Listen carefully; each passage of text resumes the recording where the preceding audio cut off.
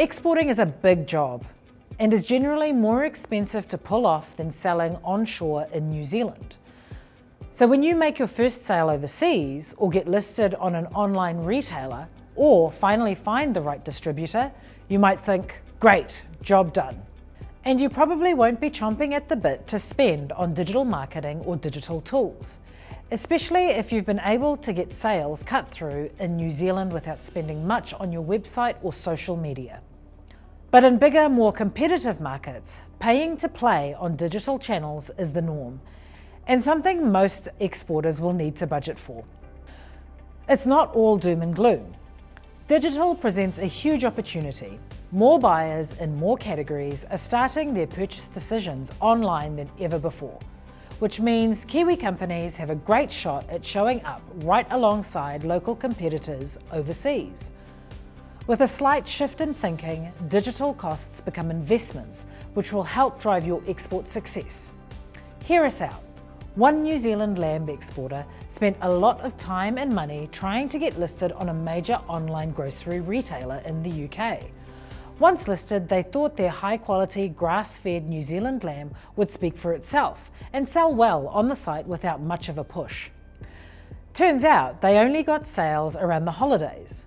There were tons of lamb brands in the UK and on that online retailer with similar value propositions.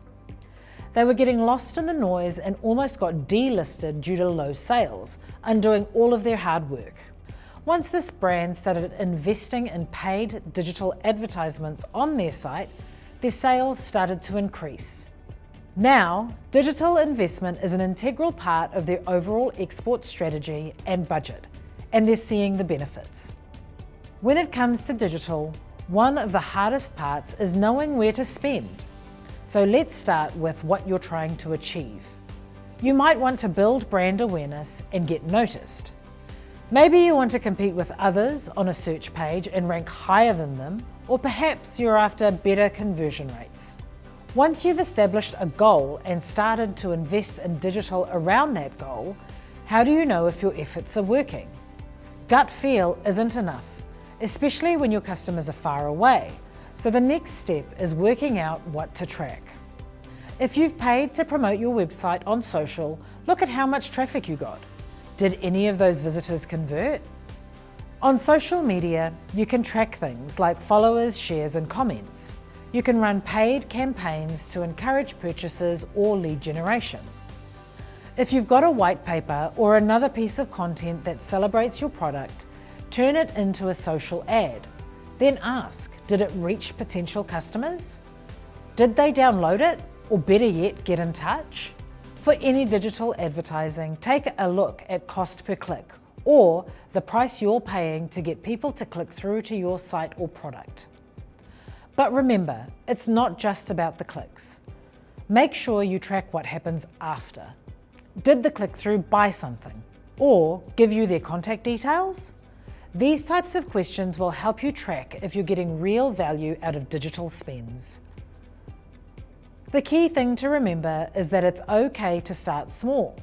Digital makes it easy to test and learn. Try, for example, boosting a few keywords on Google.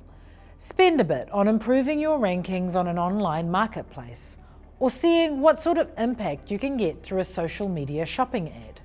Make a small investment at the start to get some insights on what might work and pinpoint where your digital investments might have the most impact.